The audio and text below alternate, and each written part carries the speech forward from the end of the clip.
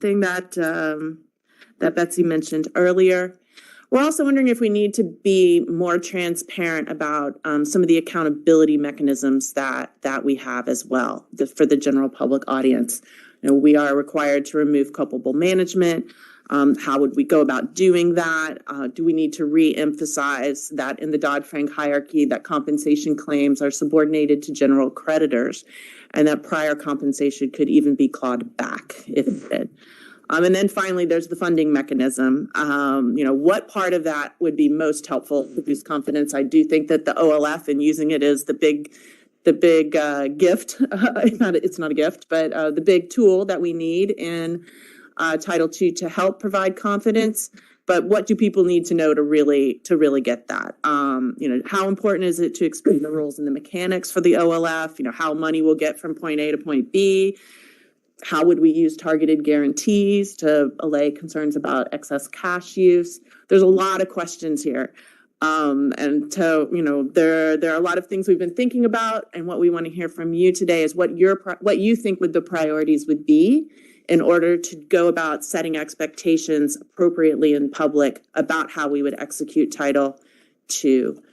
So that if and when we do have to have that announcement on Friday night, ideally Friday night, that people are in a position to receive it, understand it, and say, yeah, that works. And we can see how this will happen. Of course, there will be doubters, but there's a lot of things going on.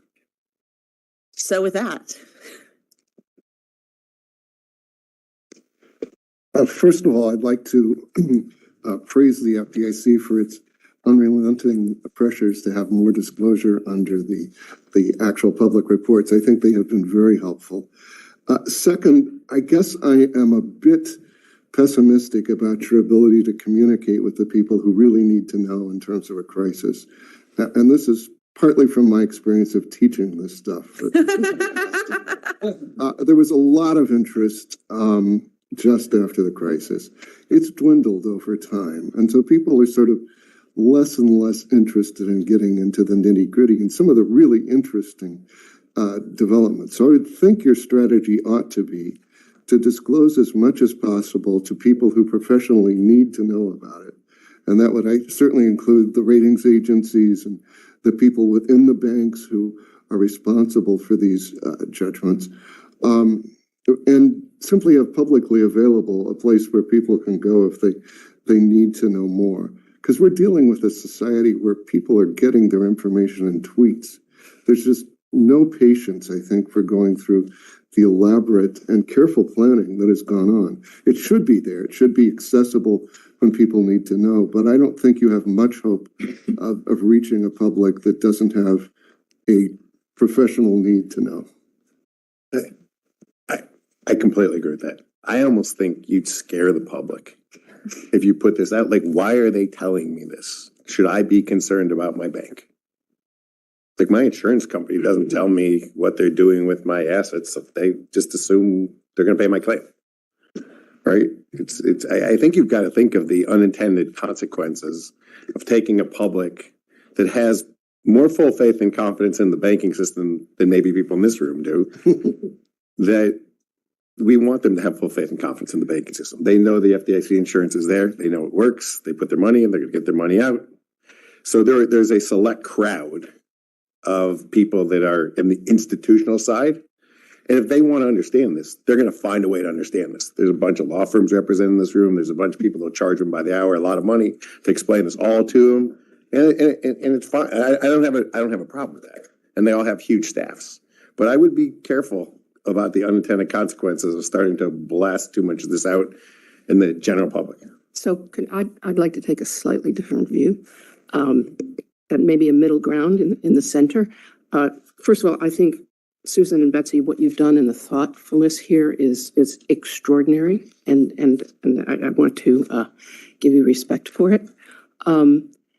I do think there's more that could be put out in the public, perhaps not just on Title II, but also on Title I, in a way that isn't scary to folks. I mean, Gary, there's a timing question, right? We're at a delicate moment now, so if it goes out tomorrow, it might have a different impact than if it, you know, if Susan and Betsy do their work and it goes out as we're moving out of the recession.